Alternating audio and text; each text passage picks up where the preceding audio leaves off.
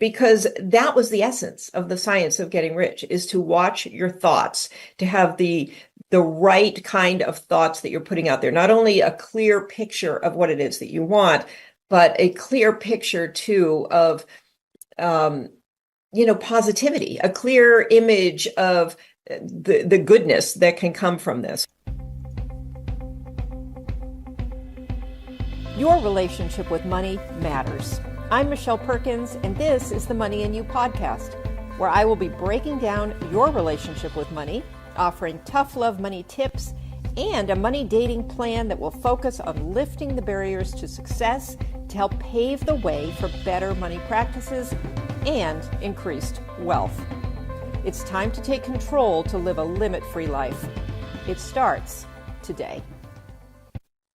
Hello, and welcome to the Money and You show. I'm Michelle Perkins, your host, and super excited to do a little quick solo show today. Had a guest who ended up not showing up, and I am going to take advantage of that opportunity. And you know what, Tony, can we start again? You sure can. That was not what I had planned. No problem. Yeah, you're like, they didn't show up. The hell?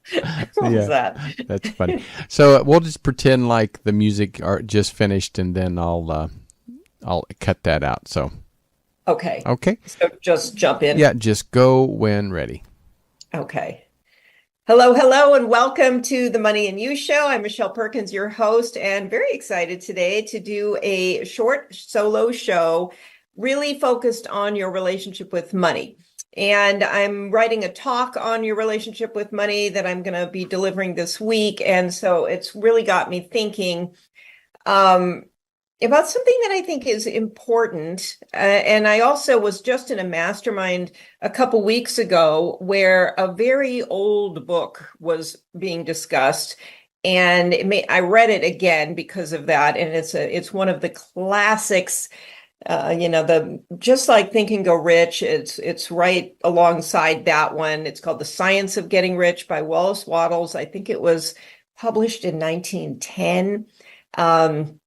And, there's a few books out there that were written a long time ago by people who really had a deeper understanding of how to build wealth and how to get rich, if you will, if you like that term. And they have stood the test of time. And so I was also on social media, and I was looking at I don't know why I was doing this, but I was looking at reel after reel of people telling you what to do. Do this to make $1 million in a year, and do this to find the perfect investment property. And it was it was a little bit overwhelming just to listen to. And I mean, you don't have to listen to it. I didn't have to listen to it, but I got caught up in it. And it makes you realize that there is just so much noise out there about what you should be doing with your money. And it's coming from all different angles and all different perspectives. Some of it's worthwhile. Some of it's ridiculous. Some of it is just not complete. I mean, people are putting things out there and talking about ways to invest in property and leaving out a few, key details. I just found it really interesting how much my head was spinning just watching these things. And I was thinking, for people who are already potentially overwhelmed by, their financial lives, or feel like they don't have a good enough understanding of what to do to make any moves, I thought, this isn't helping. This is actually super confusing. It's throwing your mind around in a whole bunch of different directions and making you feel like you know actually less than you probably even really do. And so I just, so I was kind of thinking about the range of what I've been listening to, Wallace Wattles from 1910 on one hand, and all the stuff on social media on the other. So it was calming to go back to remembering what is truly foundational about money. And that's really what Napoleon Hill and Wallace Wattles were getting at. Because if you read The Science of Getting Rich or listen to it, you will notice that despite the title, The Science of Getting Rich, there isn't one single to-do kind of tangible financial thing to do. There's no talk about what to invest in or, how to save your money. I mean, I don't even, I don't know how big an issue debt was back then, but it doesn't get into those things. It doesn't tell you what to do with your money. What it tells you is what to do with your mind, which I found so cool and fascinating. And that really is why these two men were able to stand the test of time, because they sort of transcend all the different things that you can do. And let's be real, as far as the things that you can do, there's zillions of them: to make more money, to invest your money, to grow your money, to, to do all kinds of wonderful things with your money. There's just so much out there.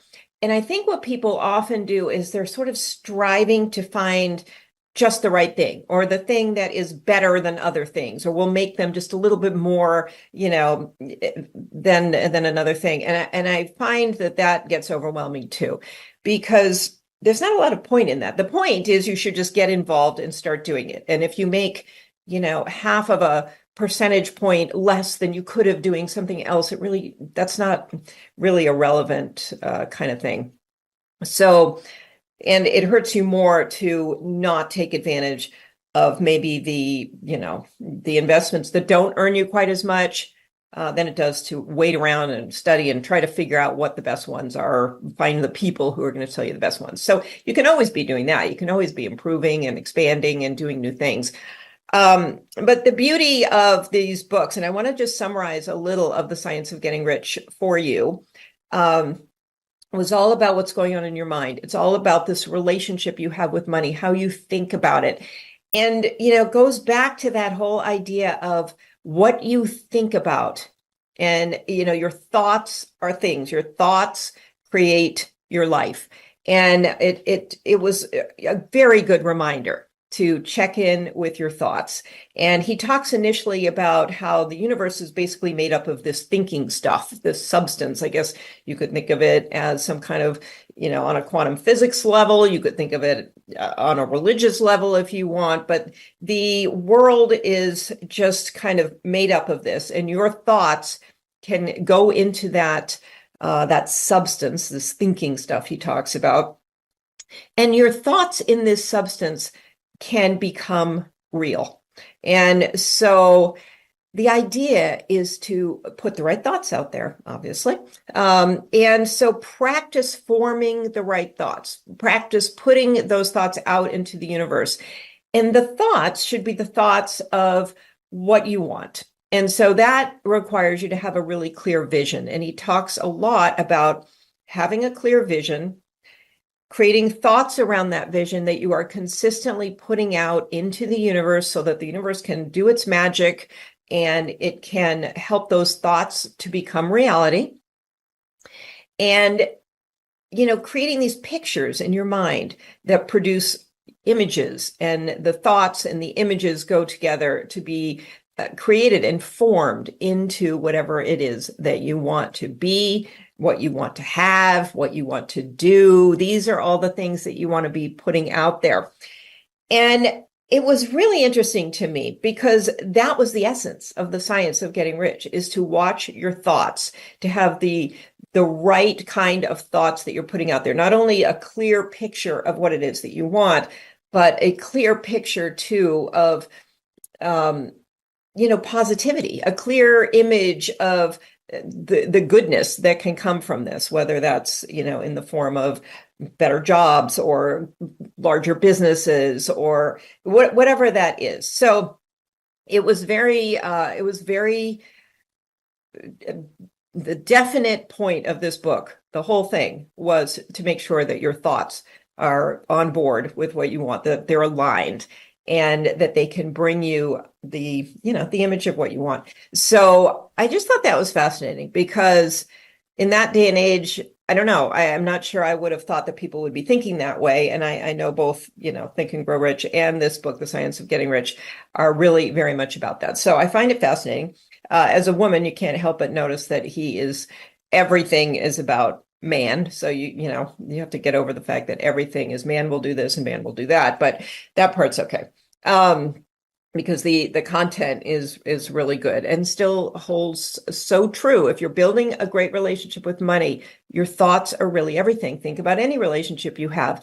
Your thoughts are key. If you're thinking negative things about someone in your life, it's hurting that relationship. And if you're thinking positive things, if you create a image in your mind of what you'd like that relationship to be, that's the starting point toward taking actions to move forward. And that's the other thing that he talks a lot about is taking action. He talks about gratitude and he talks about taking action, all the things that we hear all the time. But I thought it was so important to just go back to that and just sort of recenter on that when you're getting all this noise coming at you about what to do with your money.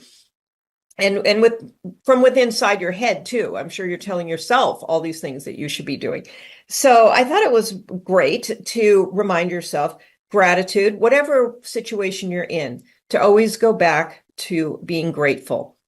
And so gratitude, he said, unifies man's desires really with this formless intelligence that he's talking about out there in the universe. And he talked about having a clear mental image of what you want to be, do, and have, and hold that in your thoughts at all times. So your thinking is always, it's like generating what you want. So it's not a once in a while thing or a first thing in the morning, I'll think about, what I want, but it is really to be holding those thoughts all the time. And they are naturally kind of going out into the universe. He talked about having unwavering faith. So faith can be in whatever you choose to have faith in, but that unwavering faith, those constant thoughts, the unwavering faith, and the consistent gratitude. And he talks about creative energy. That and all of those things together will create creative energy that will work to build what it is that you want. But whatever that is, he talked about it not being competitive energy, but being creative energy, which I thought was also interesting. So anything that you want, the ability is you have the ability to get those things or do those things as long as you're putting in consistent action and you are doing it in a way that is creative, not competitive, and is not hurting anybody else. That I thought was a really cool kind of concept of the book, that, go after, how, as much wealth as you want, and the universe will help you to create that as long as it's not taking away from somebody else. And so that's something to remember as well. So in the actions that you take, making sure that those are actions that not only support you, but support others. So there's that creative energy. There's definitely working hard. That was, one of the points of the book was you do have to put the work in. You have to do the things and take the actions and hurt no one.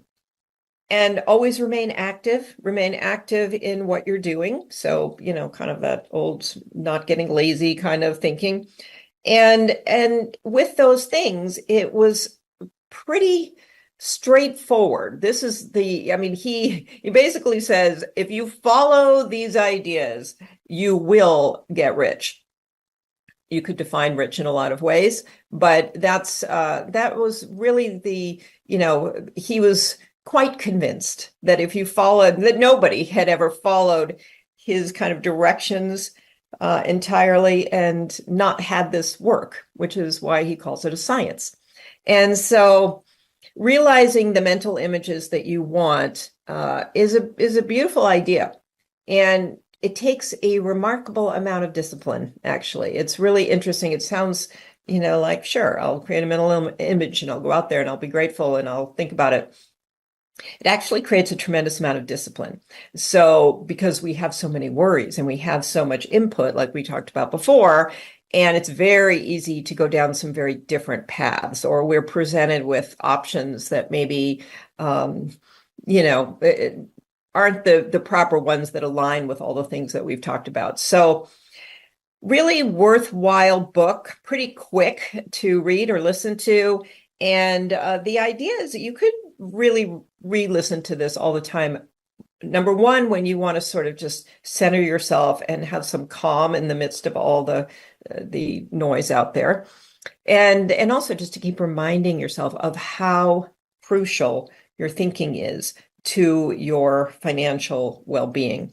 And just those few key pieces, there's almost not much to it, but executing that is a little tougher because of the way we think about things and the way we worry about things and the anxieties out there.